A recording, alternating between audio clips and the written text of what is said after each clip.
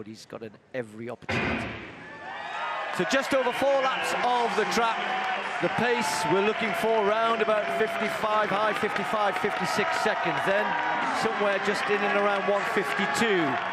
And it'll then be up to Ingebrigtsen, because I don't think there'll be too many chasing that sort of pace. He's got young Cam Myers, the Australian super talent, super teenage talent. I should mention as well, he's doing pacemaking job here. But Niels Laros of the Netherlands, he could be heading for something special. Is here, the teenager from the Netherlands, has been running so well and has been breaking Ingebrigtsen's age records. So Myers takes it out. And let's not forget, Tim, you know, when Ingebrigtsen, as a 16-year-old, this is a track he loves. He's come here and broken age group records before. Now he's going for a world record. No, absolutely, Steve. I should point out that, of course, your European record is perhaps 1 goal for Ingebrigtsen if he can't get down to that astonishing mark of El Garouge from 1999, 3:43.13.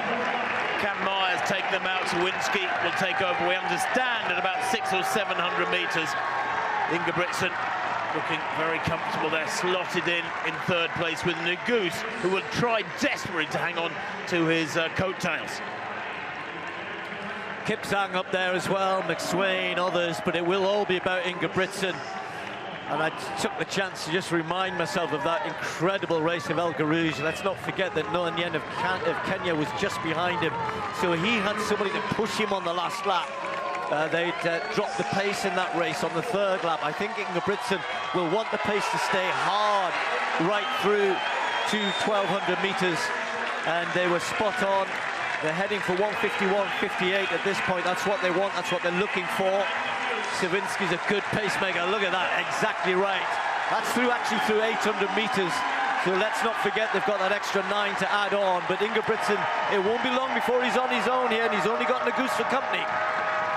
Yeah, Ingebrigtsen chomping at the bit to get past Sawinski, who's done there. Look at that, only about less than 2.5 laps from Sawinski. Now Ingebrigtsen, remember, the European record holder at 5,000, has the strength, Steve, to push on through this last lap and a half. But it's got to be very, very spot on this next 300 metres from Ingebrigtsen, or that world record will slip away. Negus hanging on as we expected.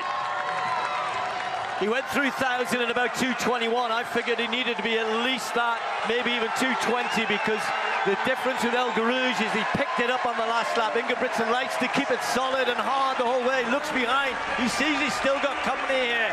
He needed 2:46.47.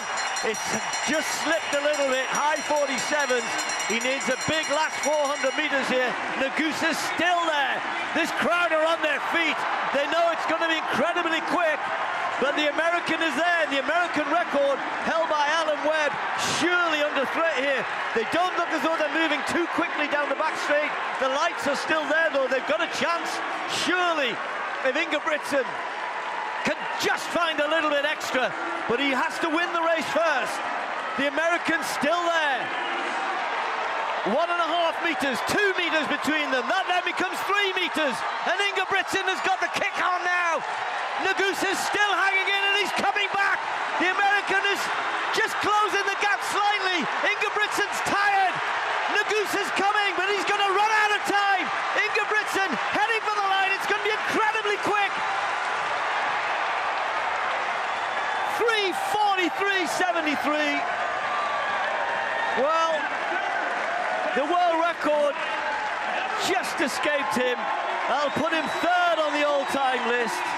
But Ingebrigtsen, just for a second, I wonder what he thought, because when he crossed the line, the clock actually stopped at 42.90 something, and he might have thought, I've got the record, and then the official time clipped up.